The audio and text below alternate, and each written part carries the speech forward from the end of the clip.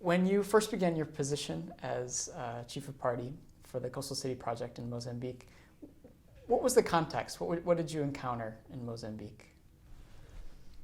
Well, one of the things that we had to think hard about is that how do we help the cities put in place sound, sustainable adaptation solutions with the resources that they have. And we began looking at the work that had been done before the project. Just to give you an example, a few years before the Coastal City Adaptation Project began, the U.S. government, through the MCA, the Millennium Challenge account, had started work on a number of things in Mozambique as a whole. It's a very large project. Yeah. And the cities that we're working on, one of the things that they did was help the cities put together a cadastre.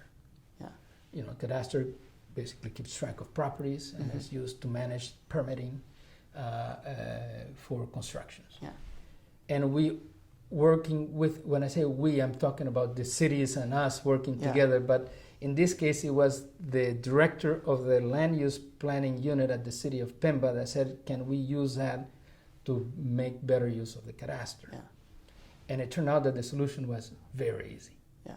You know, like many of these technological solutions, the solutions tend to be relatively simple. You know, we have the tools, you know, a lot of the codes are compatible. So we were able to overlay the vulnerability map on the cadastre maps.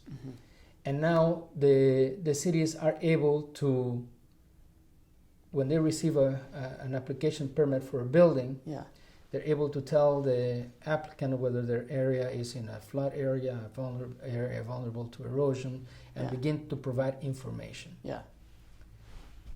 So this is, if we had started from scratch, if we had neglected the work that they had done before, and we have put that together, we would still be struggling together to try to figure out how are we going to get them to use the vulnerability maps. It turns out that by building on this previous experience, the solution was relatively simple. It took us probably 3 or 4 weeks to work out all the kinks. These platforms are very similar. The MCA team that put together the Millennium Challenge account put together the cadastre used the same, you know, standard GIS, and the blending was very simple. Now the challenge here is how do we get them to use it regularly?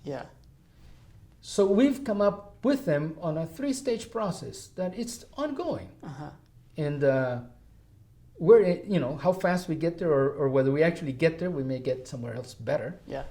Is that, you know, first stage is, you know, we're in the informed stage. You're applying for a permit, and your house is on a slope that is too vulnerable for landslide.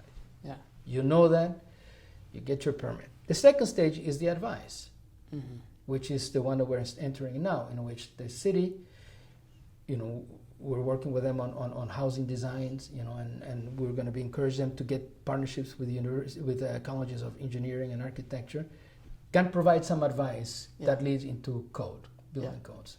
Your house is in a slope. This is how your house should be. And it needs to be done in a way in which you can afford it. You know, so that's the second one. The third one is the enforcement. You know, we told you it was vulnerable. We told you how to fix it. Now you got to do it.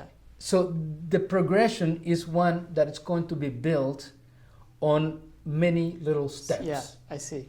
And there's no regrets in any of the decisions, because the fact that people know that they are in a vulnerable area, it's already a step forward.